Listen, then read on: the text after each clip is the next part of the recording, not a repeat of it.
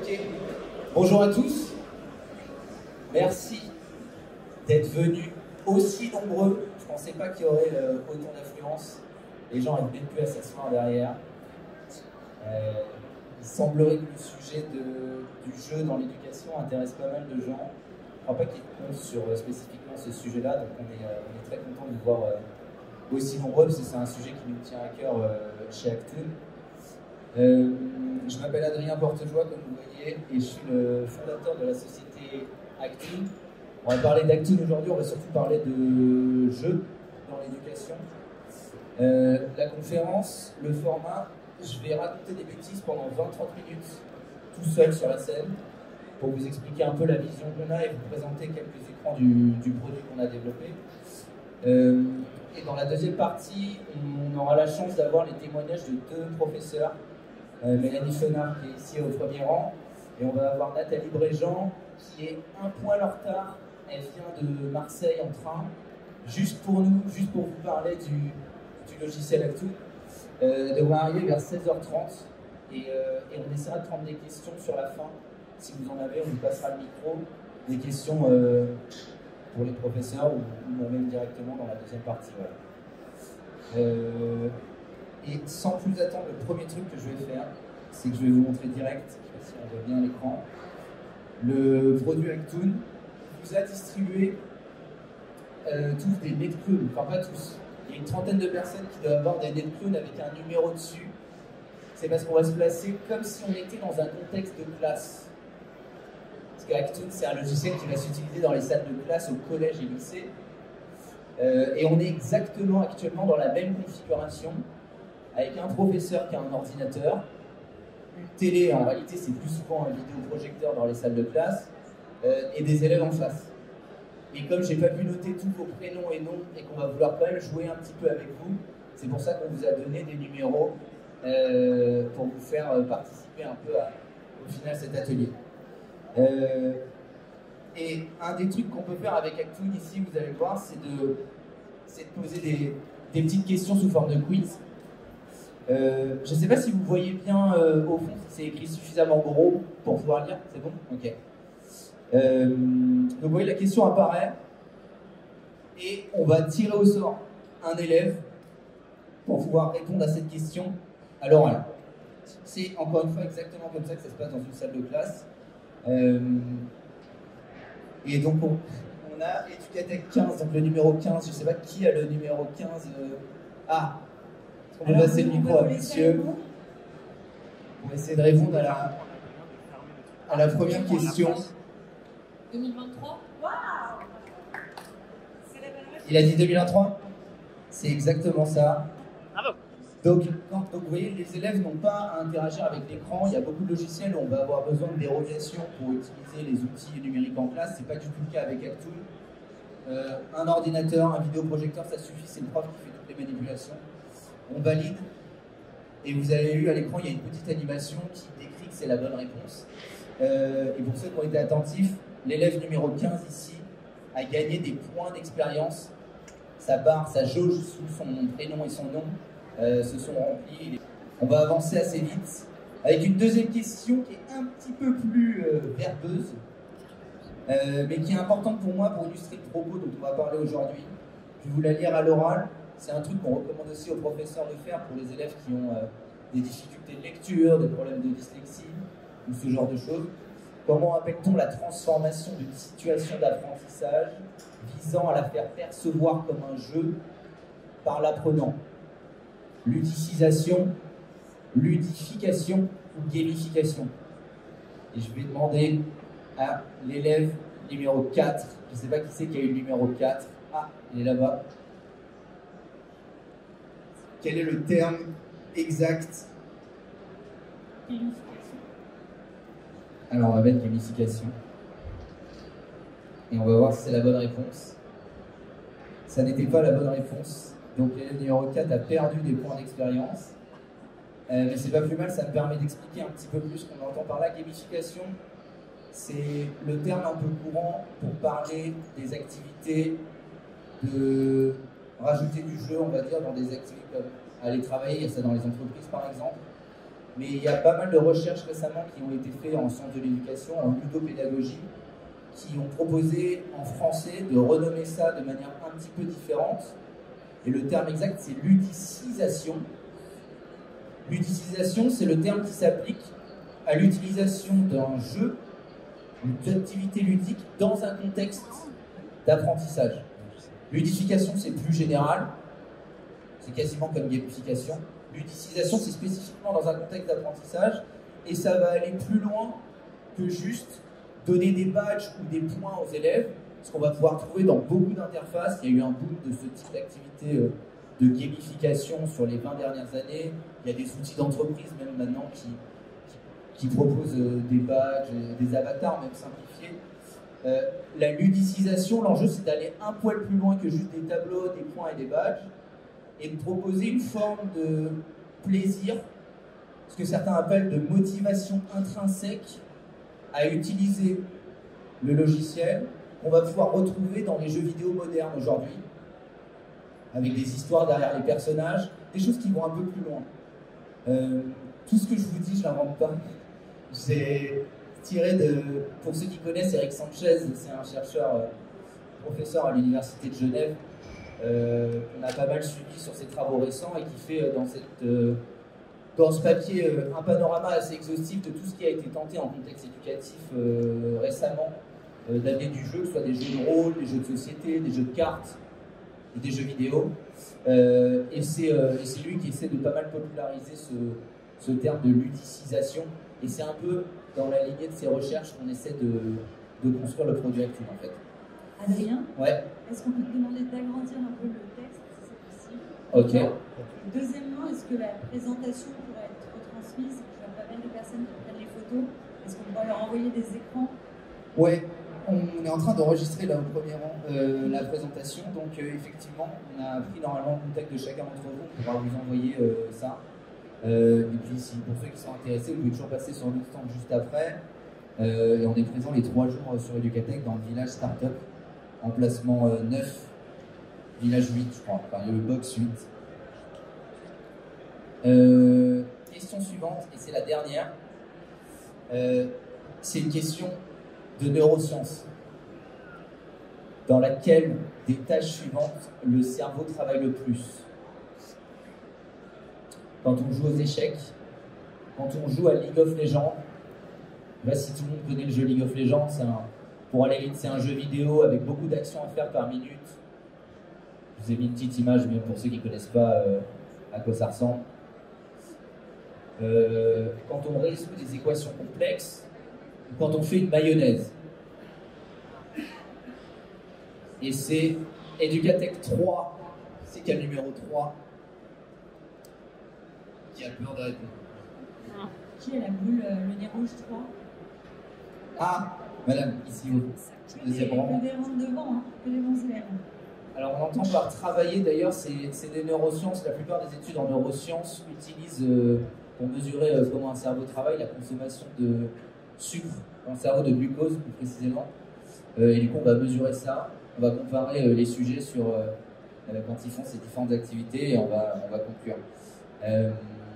À votre avis,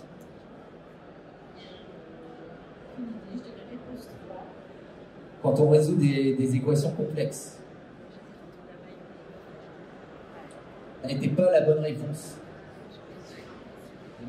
Merci de s'être trompé parce que ça me permet d'introduire le propos derrière que je voulais amener. En réalité, quand on résout des équations complexes, c'est le truc qui consomme le moins d'énergie au cerveau. À une condition, c'est qu'on sache les résoudre. Évidemment, quand vous êtes devant un problème mathématique complexe, vous ne connaissez pas les théorèmes, vous allez faire fuser votre cerveau. Là, dans les expériences qui ont été menées, les gens savaient déjà résoudre le truc. Et dans ce cadre-là, il y a très peu de consommation d'énergie dans le cerveau. Le deuxième truc, c'est les échecs. La mayonnaise, c'est plus dur. En tout cas, ça consomme plus de glucose que jouer aux échecs. Et le truc qui consomme, mais de très très loin, beaucoup plus d'énergie, c'est jouer à un jeu vidéo comme League of Legends. Et ça, je trouvais que c'était un résultat surprenant. Alors, on va aller quand même au bout du quiz. On va parler de ça juste après. Donc, on l'a perdu. On a perdu collectivement. Pour battre le boss, il faut répondre à plus de la moitié des questions justes. Comme on en a eu 2 fausses, on a perdu, mais c'est pas grave. Parce que du coup, ça fait, en général, les élèves, ça leur donne encore plus envie de comprendre les raisons de leurs erreurs et d'introduire le propos d'un cours juste derrière. Donc, maintenant qu'on a vu cette petite activité, je vais revenir sur la présentation et je vais essayer d'accélérer encore une fois pour laisser du temps à la suite. Et je voulais parler en introduction de la notion d'effort. On vient de voir ici que un cerveau, les efforts fournis par le cerveau sont très importants si on le compte en glucose consommé en jouant à des jeux vidéo. Et ça, c'est un résultat qui, on l'a vu, on s'est trompé, c'est pas pour rien. C'est parce que c'est un résultat qui, moi, me paraissait un petit peu contre-intuitif au début. A priori, jouer aux jeux vidéo, jouer de manière générale, c'est plutôt pour se relaxer, pour se divertir, pour se faire plaisir.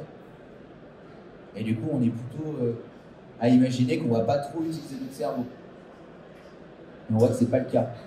On voit que dans des activités qui sont à la base conçues plutôt pour divertir, on va être capable d'utiliser notre cerveau à des niveaux qui sont largement supérieurs à des activités qui, sur le papier, sont complexes, faire des problèmes de mathématiques ou autre chose. Et c'est en ça, en fait, c'est une des raisons qui explique pourquoi on a lancé le projet Actun en 2023. Du coup, si vous avez vu les résultats de la première question, c'est parce qu'on pense que le jeu, d'ailleurs le jeu en général, c'est probablement un des moyens les plus efficaces pour gérer l'effort nécessaire pour apprendre.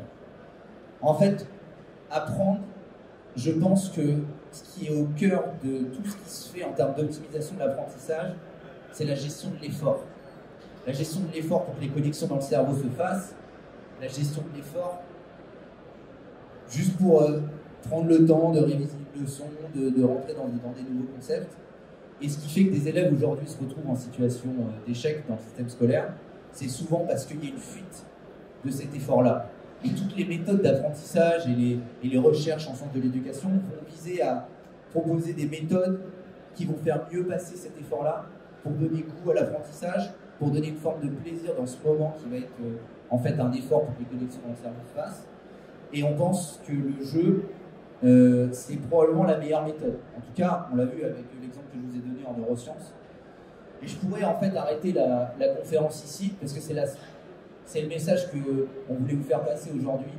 On est persuadé chez Actun que le jeu, c'est la forme la plus sophistiquée de l'apprentissage. On parle beaucoup de numérique, on parle d'IA sur ce salon en 2024, encore plus cette année. Dès qu'on pense au futur de l'éducation, on ne peut pas s'empêcher de penser à l'ajout d'écrans, de trucs numériques. Chez Actun, on pense que le cœur du truc, ça va être l'expérience de l'apprenant. Et cette expérience, il faut la rendre la plus agréable possible. Et il n'y a rien de mieux que le jeu pour ça. Alors pour illustrer ce propos, je vais prendre quelques exemples vite fait. Il y a des études évidemment qui ont été faites. Alors elles sont assez récentes, les études qui vont s'intéresser au jeu dans un contexte éducatif. Ici, je vais citer des études de la fin du 19e siècle qui ont été faites par pas mal d'anthropologues qui se sont intéressés à comment les animaux apprenaient. Et ce qu'on a observé en fait, c'est que les animaux les plus intelligents, donc les mammifères, les perroquets, les chiens, les dauphins, ici on voit des ours, tous, sans exception, apprennent les fondamentaux nécessaires à leur survie en jouant. Et c'est un truc que, pour nous, ça nous paraît, vous allez vraiment jouer pour avoir des mathématiques, c'est sérieux. Non, eux, c'est extrêmement sérieux, c'est leur survie qui en dépend, et ils jouent. Bon, en tout cas, c'est les résultats des anthropologues du début du XXe siècle. Évidemment, on a fait des parallèles avec un animal que vous connaissez bien, qui est le singe, l'être humain. Et aujourd'hui, c'est assez admis quand même que s'il y a des jeunes parents dans le public, les conseils qu'on vous donne, c'est de faire jouer vos enfants en bas âge au maximum pour développer leur rapport au monde, pour développer les connexions dans le cerveau. C'est des choses qui sont assez admises pour les êtres humains, mais qui sont admises pour les enfants en bas âge. Et c'est ça le truc qui est bizarre. Si on fait le parallèle dans le système éducatif, à la maternelle, on joue. Et c'est normal pour tout le monde de jouer à la maternelle. Pourtant, c'est quand même l'école, hein, la maternelle. Par contre, à partir de l'école primaire, et après, ça fait que de s'empirer la séparation entre le jeu et le sérieux qu'on doit avoir dans une salle de classe. Et c'est ça qui nous dérange chez Actun. Et c'est pour ça qu'on essaie de développer des outils, comme vous avez vu au début, entre les mains pour les professeurs de collège et lycée, pour continuer à proposer ce contexte ludique qui, pour nous, n'a pas à avoir lieu uniquement dans les plus jeunes âges de l'enfant. Alors ça, on n'est pas les seuls à le dire. En fait, les recherches en sciences de l'éducation se sont beaucoup accélérées sur les 10-20 dernières années. La ludopédagogie, c'est une sous-discipline, je ne sais pas si on dit comme ça, je ne suis pas un expert, mais des sciences de l'éducation, dont on parle beaucoup. Là, je vous ai mis sur la slide les rencontres ludopédagogiques, pour ceux qui ne connaissent pas. C'est des webinaires, conférences, rencontres, salons organisés par Réseau Canopé. Réseau Canopé, je pense que la plupart d'entre vous connaissent, c'est un organisme assez proche du ministère de l'Éducation nationale qui forme les professeurs, qui propose pas mal de contenu en ligne, de webinaires. Tous les mois de juin, depuis 2-3 ans, ils le dédient à la ludopédagogie. On va avoir des profs qui vont venir expliquer comment ils ont réussi à amener du jeu de rôle, du jeu de société, même parfois du jeu vidéo dans les salles de classe, et les vertus que ça a pu apporter sur leur pédagogie. Dans les recherches, on a vu tout à l'heure Eric Sanchez, qui a écrit un livre qu'on a vu tout à l'heure. Il y a Julian Alvarez, pour ceux qui connaissent aussi, qui est assez connu, qui a fait connaître la notion de jeu sérieux. Vous connaissez peut-être. Bref, les recherches s'accélèrent sur ce sujet-là, et c'est un peu sur cette vague-là, dans cette vague-là, que s'inscrit Actun, vu les résultats récents qu'on a découverts. Alors nous, on a fait le choix de prendre le jeu vidéo. En fait, la thèse d'Actoon, c'est le jeu. Je pense que c'est le contexte ludique qui va faire la différence demain pour améliorer l'apprentissage. Chez Actoon, on a fait le choix de prendre le jeu vidéo. Ça n'empêche pas d'utiliser le jeu de rôle aussi, hein. C'est juste un choix que nous, on a fait. Alors pourquoi on a fait le jeu vidéo? Le jeu vidéo, c'est une des plus grosses industries culturelles. Pour vous donner un ordre d'idée, en 2023, en termes de revenus générés dans le monde, si on compare le jeu vidéo à l'industrie du livre, du cinéma ou de la musique, c'est même pas comparable. Quand on cumule le cinéma, la musique et le livre, on est en dessous du revenu généré par l'industrie du jeu vidéo, dans le monde entier. Je vous ai mis quelques chiffres juste après. Des chiffres qui font assez référence, c'est l'étude du CEL. Peut-être qu'il y en a certains d'entre vous qui connaissent, c'est le syndicat des éditeurs de logiciels ludiques qui tous les ans fait une étude en France sur où en est l'industrie du jeu vidéo. C'est des études qui sont citées par des chercheurs et même par le gouvernement dans le rapport qui est sorti au mois de mai sur la consommation des écrans dans l'éducation. Il est cité, hein. On essaie de regarder qu'est-ce que dit le CEL sur l'impact du jeu vidéo chez les jeunes et dans l'éducation. Qu'est-ce qu'on voit sur cette slide? On voit que tout le monde joue aux jeux vidéo, en particulier la génération Z. La stat est un peu petite, mais les 10-14 ans, 94% des 10-14 ans jouent aux jeux vidéo. C'est quand même une industrie qui commence à être assez présente. Et c'est pas, contrairement à ce qu'on pourrait penser, c'est pas que les garçons qui jouent.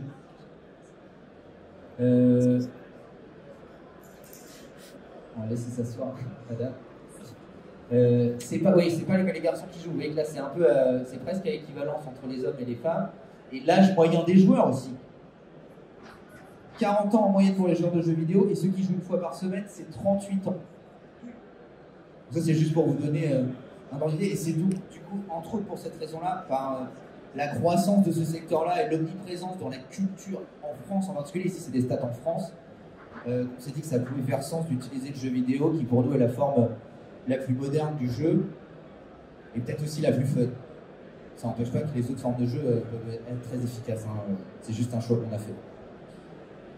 L'avantage du jeu vidéo aussi, c'est que ça match très bien avec d'autres résultats de recherche. Je pense que vous l'avez compris, mais on a essayé à notre niveau de lire un maximum de papiers de recherche avant de lancer le projet d'Actoon. Et en sciences cognitives, cette fois-ci, il y a des résultats de recherche qui commencent à pas mal être connus maintenant.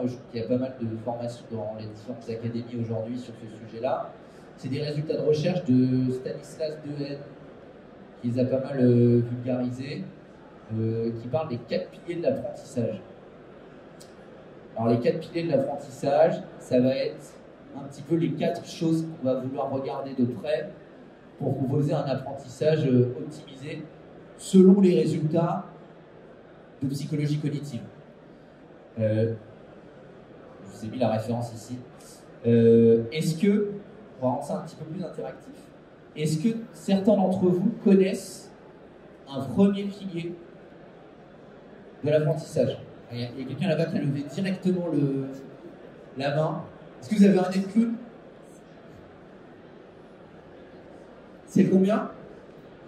Le 13. Parfait.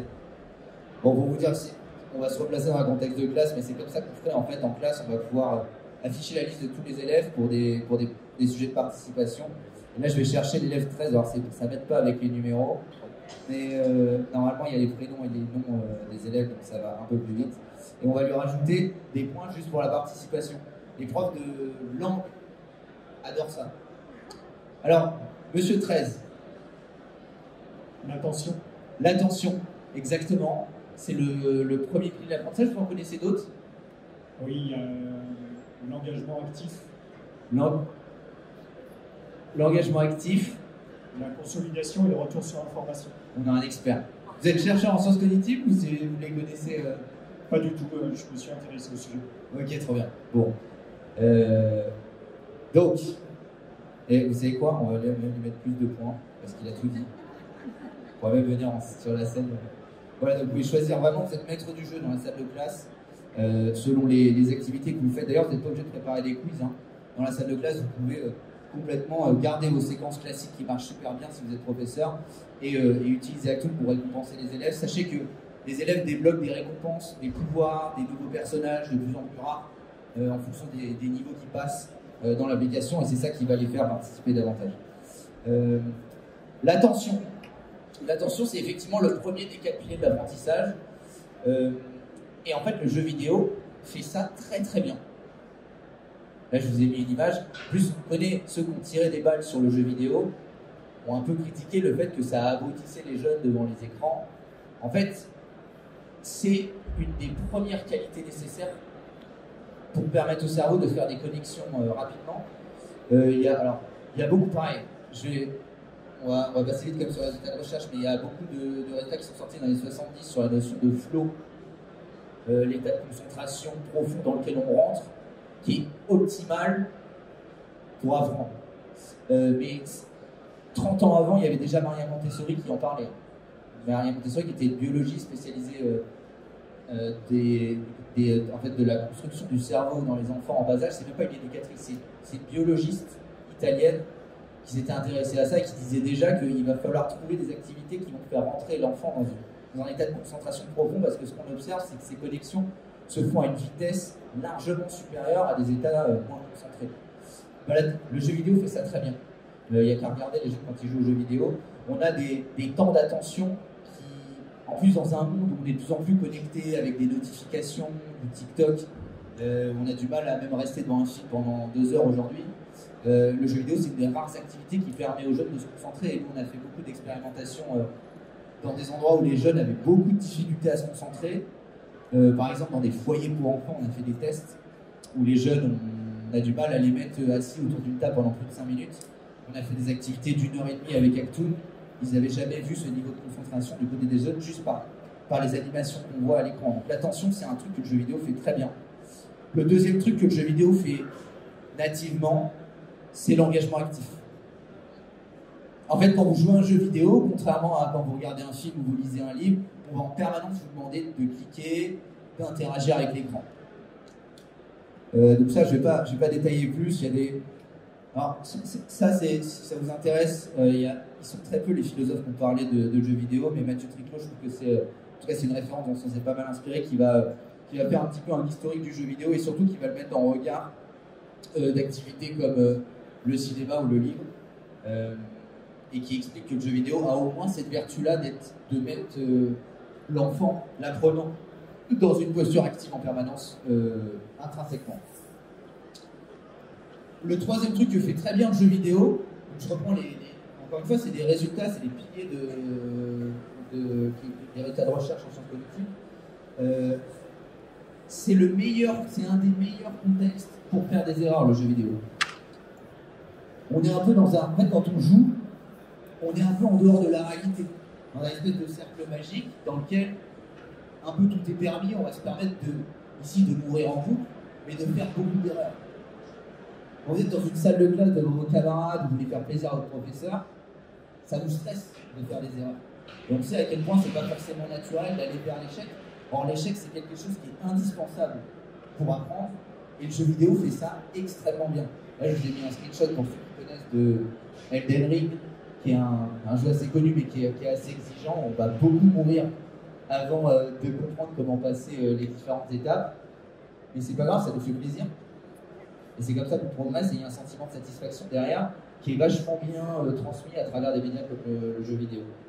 Et le dernier pilier, c'est un terme un peu barbare, ça s'appelle la consolidation mnésique. Pour aller vite, c'est la manière de consolider les savoirs dans le cerveau, de retenir les connaissances que vous avez acquises une première fois. Et ça, c'est quelque chose d'important. Quand vous voyez pour la première fois, vous apprenez une poésie, vous l'apprenez une première fois, puis après, il va falloir la revoir un jour après, 3 jours après, une semaine, un mois, etc. Et le jeu vidéo fait ça aussi extrêmement bien. Par exemple, le jeu vidéo va créer de la mémoire musculaire à des niveaux rarement vus dans d'autres activités. Je ne sais pas si vous savez, mais des joueurs, par exemple, on parlait de League of Legends tout à l'heure, StarCraft 2 ou d'autres jeux similaires, les enfants qui jouent, les adultes de 38 ans, sont capables de faire 400 actions par minute. Et ça, c'est que de la mémoire musculaire. La mémoire musculaire, 400 actions par minute, c'est au-dessus d'un joueur de piano virtuose qui joue la symphonie la plus dure.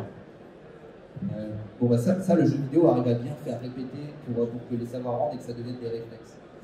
La consolidation mnésique dans Actoon, c'est un truc sur lequel on va énormément se concentrer en 2025. On a vu que l'entreprise a été créée l'année dernière. La plupart des fonctionnalités qu'on a fait jusqu'à présent se sont concentrées sur les 3 premiers piliers pour générer de l'attention dans la salle de classe, de la participation.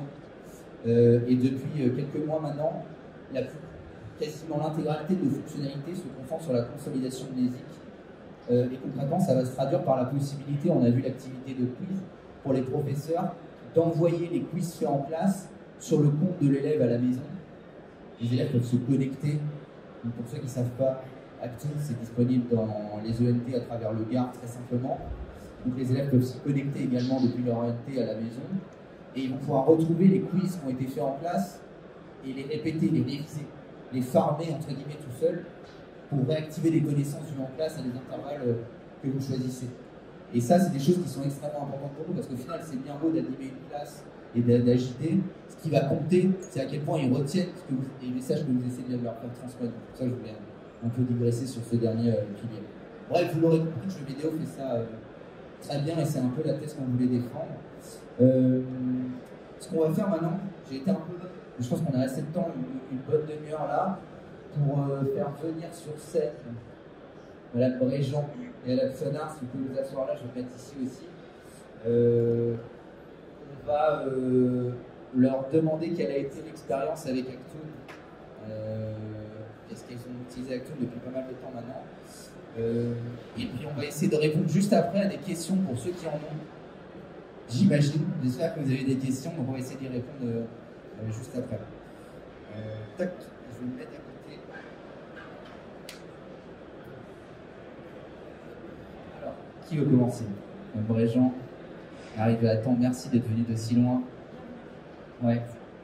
Peut-être Madame Bréjean, est-ce que vous pouvez vous présenter, nous raconter comment vous avez connu Actoon, qu'est-ce que vous en pensez, etc. Donc, je suis professeure d'histoire-géographie dans un collège près de Marseille. J'ai utilisé, en histoire-géographie, j'ai utilisé l'application dès le début d'année. Alors, j'ai une classe de 6e, 5e et 4e. Alors, je vais vous présenter rapidement les avantages que j'y vois moi en tant qu'enseignante. Ensuite, les avantages que je vois pour les élèves. Donc, en tant qu'enseignante, c'est une application qui est très facile à mettre en classe. Pourquoi? Parce que la première chose, c'est que les élèves n'ont aucun matériel. Donc ça, déjà, je vais besoin de leur dire d'apporter la tablette, des notes à l'avance, etc. Ils arrivent, ils n'ont rien, c'est moi qui ai l'ordinateur et qui projette le quiz. Donc ça, c'est... Et je pense aussi aux collègues du premier degré, où souvent il n'y a pas forcément de matériel. Donc ça facilite quand même beaucoup les choses. Deuxième facilité, l'application est dans le gare, donc j'ai pas eu de compte à créer, quoi que ce soit. Les élèves se sont connectés une fois, et mon annuaire d'élèves et de classe était déjà rempli. Donc ça facilite les choses. Ensuite, c'est pas une usine à gaz, la plateforme. Il y a la possibilité de mettre des quiz, de soit les importer, soit faire fonctionner l'IA, pour faire gagner également du temps. Donc ça a été très pratique aussi pour moi. Et effectivement, je m'en suis servi moi en débuteur pour réactiver les connaissances vues la fois d'avant. Et puis progressivement, j'ai un petit peu changé, j'ai fait un peu en fin d'heure en disant voilà, il y aura un tool, voilà les questions que je vais poser. Donc c'était en fait des cibles attentionnelles pour moi dans la classe. Voilà, très facile d'utilisation. Alors j'avais une petite crainte au départ, c'est que comme il n'y a qu'un élève qui est interrogé, j'étais très dubitative en me disant mais que vont faire les autres parce qu'ils ne sont pas concernés. En fait, il y a un calme roi tout le monde, déjà pendant qu'on choisit l'élève, tout le monde écoute. Et après, la deuxième crainte, c'était s'il répond mal, tout le monde va se moquer de lui, etc. parce qu'il fait perdre la classe en fait. Mais finalement, pas du tout. Alors, j'ai trouvé un petit peu le système les élèves peuvent aider celui qui est interrogé par un système d'indices. Et finalement, ça se passe très bien comme ça. Les élèves ont compris le principe. Donc, c'est une activité très courte dans un temps de classe qui n'est pas lourde à mettre en place et qui permet de réactiver un peu différemment les cours. Alors, j'ai dit aux élèves aussi pour la tester ensemble, l'application, que je demanderais aussi leur avis. C'est pas moi qui ai imposé comme ça le système. Donc ils étaient partants, ils avaient déjà repéré Actun parce qu'il y a une petite image qui les attire en fait, dans le NP par rapport au dessin, on voit qu'il y a des personnages qui ne sont pas comme d'habitude. Donc ils étaient contents d'essayer. Et après, effectivement, ils redemandent est-ce qu'on va faire Actun aujourd'hui, est-ce qu'on va faire une fois, deux fois, est-ce que je vais pouvoir changer mon avatar. Donc ça, ils sont très là-dessus, c'est vrai que ça accroche très très vite sur les avatars. Je ne pensais pas non plus autant. Et en fait, que ce soit des 5e ou même les 4e, tiens, c'est génial, c'est vrai qu'il y a tout un univers qui est particulier pour eux. Et donc là-dessus, ils ont arrivé. Et est arrivé récemment la possibilité de refaire le quiz à la maison. Ils voulaient le refaire direct pour avoir les points, pour changer l'avatar, etc. Donc la mécanique de motivation, elle fonctionne très bien sur cette application. Très bien, merci beaucoup Madame Bréjean. On va passer à Madame Fenard. Cette fois-ci, c'est en contexte lycée. Racontez-nous un petit peu comment vous avez connu Actun, qui vous êtes. Alors, moi, c'est Mélanie Fenard, je suis professeure au lycée Blaise Pascal à Ossé, dans la commune de Versailles. Donc, moi, je suis en lycée, je fais SVT et SNT. Et ça fait quelques années que je m'intéresse au mécanisme de la ludification, le jeu en classe. Je sais que ça fonctionne. Et j'ai déjà testé pas mal de formats. Par contre, le jeu vidéo, c'est pas du tout mon univers. Donc j'étais un peu dubitative au début. J'ai eu une collègue de collège en SVT qui l'a testé l'année dernière et qui m'a dit qu'avec ses 3e, ça marchait du tonnerre. Alors j'ai demandé, et je me dis bon, j'essaye avec mes secondes. Et j'ai été vachement étonnée. En fait, oui, ça fonctionne extrêmement bien aussi avec les secondes. Je n'ai pas testé les niveaux supérieurs, mais je suis sûre. Pareil, ils avaient déjà repéré Actun dans le médiacentre. Certains s'étaient déjà fait un avatar. C'est en fait quelque chose qui leur parle à tous immédiatement. Ça ne veut pas dire que tous ils adorent les jeux vidéo, mais tous ils connaissent en fait cet univers. Et le fait de se créer un avatar dès le début, c'est quelque chose qui est très personnalisant, très immersif en fait. Et donc tout de suite ils accrochent. J'étais assez impressionnée par ça parce que je ne m'attendais pas à ce moment-là. Je l'ai testé un petit peu l'année dernière, en fin d'année plutôt. Et donc moi ce que j'ai testé l'année dernière surtout, c'est ce qu'on appelle le codex. C'est-à-dire c'est une fonctionnalité où c'est eux qui créent les questions. Donc je leur ai demandé des questions en SVT, en SNT, de révision de ce qu'on a fait dans l'année, histoire de tester. On a fait ça sur quelques séances. Et donc après je vois leurs questions, je peux valider, pas valider, il y en a qui passent, il y en a qui passent pas, etc. Et ensuite on se fait des séances de révision. On s'était fait des séances de révision de fin d'année comme ça. Et c'est vrai qu'ils sont à fond dedans, ils réclament, ils veulent des points, ils veulent pouvoir changer leur avatar, etc. Donc c'était assez impressionnant déjà l'année dernière, en mode fin d'année, révision totale, etc. avec eux qui posent les questions. Du coup, cette année, l'idée c'était de tester dès le début de l'année, alors avec juste ma classe de SNT, parce que je ne faisais pas en SVT cette année. Et pareil avec d'autres élèves en fait, mais ça approche tout de suite. Là pour l'instant je suis en mode quiz en début d'année, c'est-à-dire c'est moi qui crée les quiz, en effet c'est très facile à construire et ils sont à fond dedans. Et ce qui est vraiment intéressant, c'est ce que disait Adrien tout à l'heure, c'est vraiment cet univers qui leur parle, l'aspect immersif, l'aspect personnalisation, parce qu'ils ont choisi leur avatar au départ, donc c'est pas tous pareil, et ils améliorent leur avatar. Et puis on révise des notions qu'on a déjà vues, etc. Et surtout, en fait, c'est cette dédramatisation de l'erreur qu'apporte le jeu, en fait, qui va, voilà, il se trompe, en fait, c'est pas grave, ils sont un peu déçus, ils aiment bien avoir des points, mais c'est pas grave, un autre peut répondre à la place et je lui mets des points. Il y en a un qui aide, ok, alors lui aussi il aura des points. Et en fait, l'interface est encore plus fluide que l'année dernière, donc c'est encore plus facile pour moi, c'est plus rapide aussi. Et donc ça prend pas tellement de temps, en fait, c'est 5-10 minutes en début de cours pour l'instant, c'est largement suffisant et c'est vrai que ça lance bien la séance, enfin, on révise des choses d'avant et puis ça lance bien la séance. Voilà, c'est vraiment quelque chose de très très intéressant, même au lycée. Et voilà, j'attends de voir les évolutions encore. On en a plein de prévus. Juste pour revenir sur l'activité de révision, pour que je comprenne bien, il y avait en fait des élèves posaient des questions et vous demandiez à d'autres élèves de répondre à ces questions. Oui, c'est ça. En fait, ils proposent tous en fait des questions sur la partie codex. Moi, je valide ou pas. Et puis après, on se fait vraiment une grosse séance. Ah oui, ok. Tout le monde essaie de répondre aux questions posées par les élèves. Effectivement, ouais. On n'a pas eu le temps de montrer tout le produit. Donc effectivement, il y a d'autres fonctionnalités que j'ai pas pu montrer. De toute façon, si vous êtes intéressé, on peut en parler après sur notre stand et vous faire une démo si vous êtes intéressé plus exhaustive. Est-ce qu'on a des gens qui ont des questions? On a pas mal de temps finalement, je prends une vingtaine de minutes avant la fin. Il y a des questions là-bas, on va passer les micros. Voilà.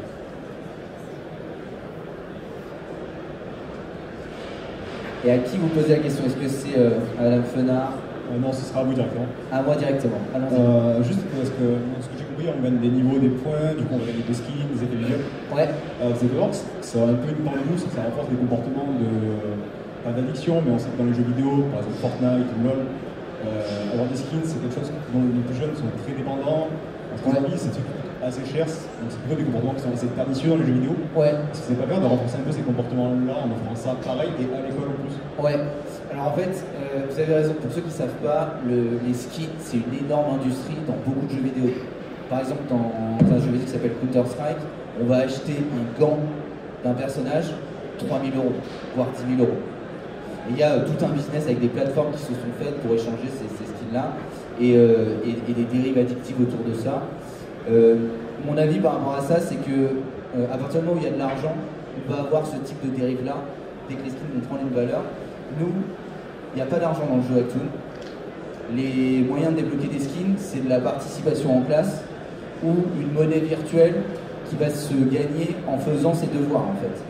À aucun moment il est possible de mettre sa carte bleue pour acheter le moindre truc dans Actun. Donc les skins valent rien entre guillemets. Et du coup ma réponse par rapport à ça, c'est que tant qu'on n'a pas d'argent en jeu, on va être assez safe, assez en sécurité par rapport à ça. Après, c'est des choses qu'on peut, évidemment, qu'on essaie de regarder de près. En tout cas, pour l'instant, sur toutes les expérimentations qu'on a faites depuis 1 an et qui sont pour la plupart encadrées par des académies, on n'a pas du tout observé ce type de comportement-là. Mais par contre, on est conscient de ce type de dérive possible avec ça.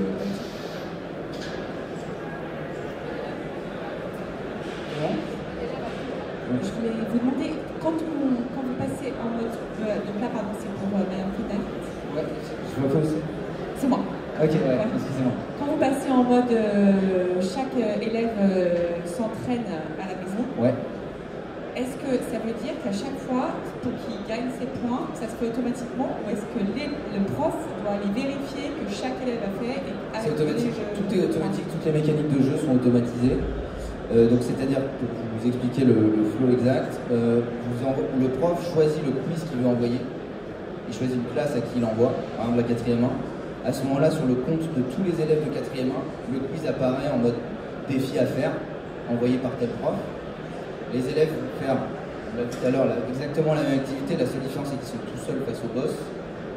Et les points se gagnent automatiquement. Alors ça sera, à la maison, c'est 2 types de points. On parlait de monnaie tout à l'heure. qui vont leur permettre d'aller dans une boutique pour débloquer des variantes des avatars qui sont déjà débloqués. Mais tout ça, c'est automatisé. Le prof n'a pas à choisir est-ce que je lui valide ou pas son quiz. C'est automatique. En l'occurrence, il faut répondre à plus de la moitié des questions posées juste. Et à ce moment-là, il gagne le maximum d'argent possible. D'ailleurs, même s'il ne répond pas à tout juste, il va quand même débloquer des récompenses, moins que s'il gagnait. Mais on récompense aussi le fait d'avoir tenté de faire ses devoirs. Et alors justement, est-ce que quand même le prof, il a un regard sur, par exemple, je sais pas moi, la question tout à fait. Ouais. Finalement, évidemment. Pas compris, faut que je revienne dessus. En fait, en même temps, on parlait là des fonctionnalités sorties récemment. C'est vrai que ça fait un mois qu'on a sorti la fonctionnalité du devoir à la maison. En parallèle de la possibilité de faire ses quiz à la maison, on a sorti des nouvelles fonctionnalités dans le dashboard de statistiques. En fait, dans Actoon, en tant que professeur, vous avez accès à la liste de vos classes et des statistiques à côté. Donc le taux de réussite dans les quiz, le nombre de fois où vous en avez lancé, le nombre de fois où vous avez donné des points de participation. Les profs de langue adorent par exemple cette stat, parce que ça leur permet de remplacer des choses qu'ils font déjà dans les salles de classe. Et typiquement pour les raids à la maison, vous choisissez quel raid vous intéresse. Enfin, le raid, c'est le nom qu'on donne à un quiz. Quel quiz vous intéresse, et vous avez pour chaque élève combien de réponses il a, est-ce qu'il l'a fait, combien de réponses il a fait, il a réussi à répondre, et est-ce qu'il a été au bout. Vous avez le taux de réussite de l'élève, et du coup vous pouvez savoir est-ce que c'est la notion de géométrie de ce quiz-là qui a été maîtrisée ou pas. Et c'est des choses qu'on va être amené à beaucoup développer, d'ailleurs par la suite, la partie analyse de données.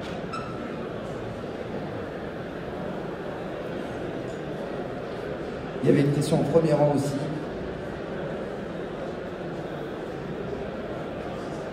Ça me rejoint Il faut parler proche du...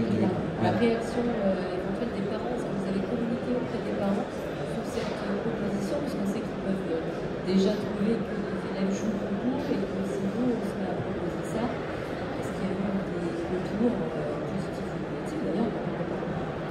Pas aucun. Donc je ne vais pas forcément communiquer, c'est une application qui est dans le Gard, donc je n'ai pas demandé d'autorisation ni quoi que ce soit. C'est vrai que je pense qu'on se compte peut-être que les parents sont moins sur le dos entre guillemets de leurs enfants. De toute façon, c'est pédagogique, c'est clairement pédagogique. Les questions sont vraiment en relation avec les contenus du coup. Donc franchement, de mon côté, j'ai aucun retour, pas de questions particulières. C'est la même réponse en fait. Je n'ai pas communiqué aux parents spécialement non plus. Après, le numérique, il y en a trop peut-être dans la vie des enfants, mais le numérique éducatif, on en demande. Je sais pas, on a terme de l'argument pour pas de souci. Puis, j'ai pas d'élèves addicts à tout non plus qui passeraient des heures dessus.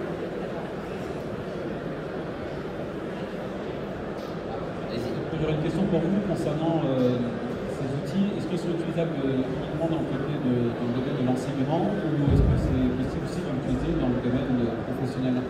Alors c'est une très bonne question. Alors si j'avais même une ça me paraît pas ouf. La question c'était est-ce qu'on peut l'utiliser ailleurs que dans l'éducation? Évidemment. C'est vers là qu'on va d'ailleurs être amené à évoluer. Aujourd'hui on se concentre à un endroit où on pensait qu'il y avait de plus de déficit d'outils. C'était dans les collèges et lycées publics, d'ailleurs souvent dans des zones sensibles pour des droits. Et ça avait aussi l'avantage de se déployer vite grâce au système du Gard. Après ça ne nous empêche pas d'être intéressé par tout un tas d'autres environnements. Tout à l'heure, je ne sais plus si j'en ai parlé, mais je vous ai parlé d'un test qu'on avait fait dans un foyer pour enfants. On a réfléchi aussi à faire dans des hôpitaux. Il y a des organismes de formation aussi qui nous ont contactés. En réalité, vous l'avez compris, le propos, c'est le jeu dans un contexte d'apprentissage, peu importe l'âge. Au-delà de la maternelle, même pour des adultes. Pour former des managers, pour former, c'est possible. L'âge moyen, je rappelle, c'est 38 ans. Donc ce type d'activité, alors il faudra ajuster le design aussi, mais on n'hésite pas, si vous voulez, là, à faire des tests, même si ce n'est pas le cadre standard dans notre offre catalogue. Si vous représentez un autre contexte d'éducation, on est très preneur de faire des expérimentations et voir si ça peut apporter autant, si ce n'est plus de valeur. Juste, c'est pas le truc standard, on va dire, mais on en a fait. On va continuer à en faire, donc il ne faut vraiment pas hésiter à venir nous voir si vous n'êtes pas exactement dans le contexte collège public français ou lycée public français. Ok, et la dernière question, c'est est-ce que ça peut s'animer en méthode synchrone ou asynchrone, ou même en distanciel? Alors oui, en distanciel oui, c'est numérique. Synchrone, asynchrone. Idéalement, ça a été construit à avance. Pour du synchrone, vous l'avez compris. C'est là où, encore une fois, c'est là où on pensait qu'il y avait le plus de déficit d'outils. Il y a beaucoup d'outils numériques où c'est du soutien scolaire à la maison ou même dans le supérieur. Il y en a très peu qui arrivent à rentrer dans les salles de classe. C'est pour ça qu'on s'est concentré là, parce que c'est là où on pensait qu'il y avait le plus de déficit. Donc synchrone. D'ailleurs, la base d'Actoon était d'abord synchrone. Depuis pas longtemps, on a parlé tout à l'heure des fonctionnalités asynchrones pour les élèves pour qu'ils puissent s'en servir à la maison. Donc oui, pour répondre à votre question, synchrone, asynchrone, après peut-être que vous pensiez à un autre cas d'usage spécifique. La semaine dernière, je parlais avec une école privée, hors contrat, qui voulait expérimenter Actoon, mais ils donnent des cours que en télétravail, à distance. Ils n'ont aucun contact en présentiel. Bah, c'est des choses sur lesquelles on va avancer évidemment, ce qui nous intéresse potentiellement. Oui, bonjour. Bonjour. Alors moi je travaille dans un lycée professionnel. Donc je suis passé vous voir sur le stand. Et en fait, j'avais une question aux enseignants qui utilisent, comment utiliser Actoon. Est-ce que, en fait, une fois que les élèves sont rentrés dans le jeu, on fait évoluer leur data? Est-ce que, en fait, vous transformez leur évolution en acquisition de compétences? Alors moi, je suis beaucoup sur les connaissances, j'avoue. Donc après, c'est pas tellement mon cas, en fait. Pareil pour ma collègue. C'est tout à fait possible, hein, ça dépend de la manière dont on travaille avec les élèves et en classe. Hein. D'accord, merci.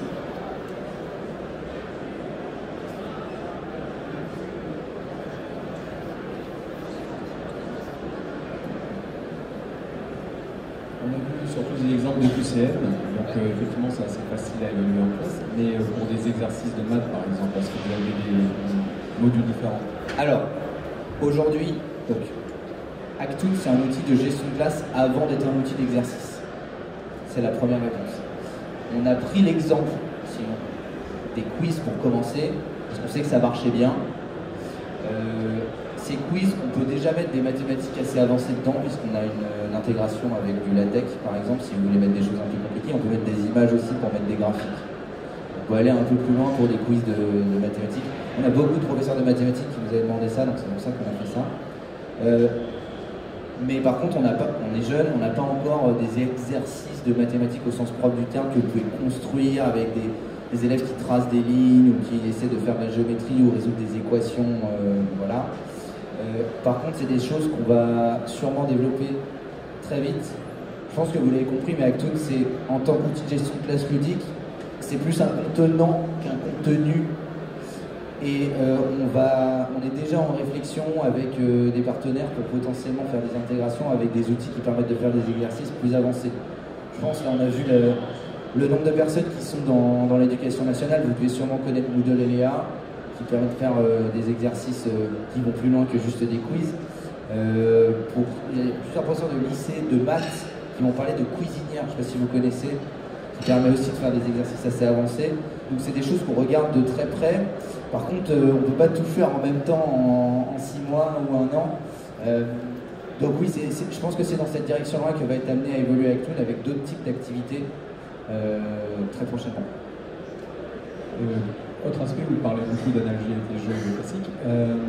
Au bout de combien de temps une classe va créer son groupe Discord, histoire de se partager les réponses au quiz et monter en compétence plus rapidement? Je ne sais pas si vous avez des exemples des retours d'élèves qui ont créé un groupe Discord pour se donner. S'ils en ont créé un, je ne suis pas au courant. Voilà. Après, je ne pense pas que l'enjeu soit tel qu'ils veulent absolument, enfin voilà, à ce point-là. C'est quelque chose de ludique qu'on fait ponctuellement en classe. C'est pas le cœur du tout de ce qu'on fait. On fait plein d'autres choses. Et je crois pas, franchement, que, en tout cas les miens, je pense pas que ce soit vraiment un enjeu extraordinaire de vraiment monter, quoi. Quand on le fait, ils sont super contents, ils veulent avoir des points, ils veulent changer, mais ils sont pas en train de passer leur vie là-dessus non plus, quoi.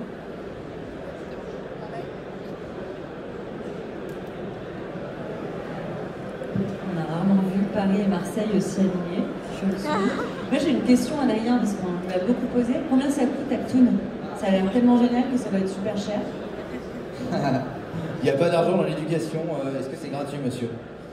Alors c'est gratuit le premier mois.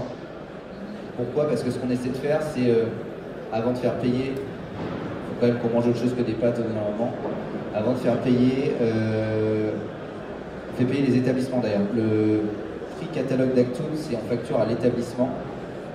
Et le premier mois est toujours gratuit et souvent j'hésite pas à étendre cette période initiale gratuite jusqu'à avoir un nombre significatif de professeurs qui l'ont testé, qui ont fait des retours positifs, qui ont des élèves qui ont des retours positifs, et seulement à ce moment-là on propose un prix qui dépend de la taille de l'établissement, 2,50 € par élève par an.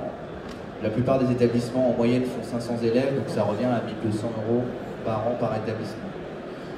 Et ça, évidemment, les sources de financement, on essaie autant que possible de pas uniquement passer par les fonds propres de l'établissement, donc d'aller voir les collectivités, voire parfois les académies, pour aider au financement. Mais dans tous les cas, le début est gratuit et c'est plus important pour moi, c'est de voir à quel point ça marche avant de réfléchir au financement. Est-ce qu'on a d'autres questions? Ça fait 55 minutes qu'on est en conférence. Je ne sais pas si ça a été prévu d'être aussi long. Est-ce qu'il y a d'autres questions? Peut-être une ou deux dernières, s'il y en a. Ah, question là-bas. Vous disiez du coup que Actoon n'était pas cantonné qu'au système scolaire. Est-ce qu'il y a des intégrations qui sont prévues pour d'autres outils LMS à défaut des ENT? Il n'y en a pas aujourd'hui qui sont en production. Par contre, dès qu'il y a une opportunité, on essaie de regarder de près qu'est-ce qui est faisable. Le GAR, pour l'avoir, c'est quelque chose de très compliqué, pour ceux qui connaissent. On s'est vraiment fait violence pour l'avoir, donc on n'hésite pas. Et après, ça a énormément de valeur derrière, donc on n'hésite pas, selon les cas, à regarder ça de près. Parce que plus on fait d'intégration, plus on va permettre à Actoon, surtout si c'est des outils qui permettent de faire des exercices, on en parlait tout à l'heure. Ouais. On n'est pas là pour vouloir faire tout ce que les autres font, on est plutôt là pour vouloir faire des partenariats avec des outils qui sont plus concentrés sur la création de contenu éducatif typiquement. Donc oui, c'est des choses qu'on peut tout à fait regarder. Ok, on me signale que c'est fini. Il me reste juste à vous remercier pour toutes ces questions que vous avez posées, l'attention. Et puis pour ceux qui sont intéressés pour en savoir plus, n'hésitez pas à passer sur notre stand dans le village startup. Voilà, merci beaucoup.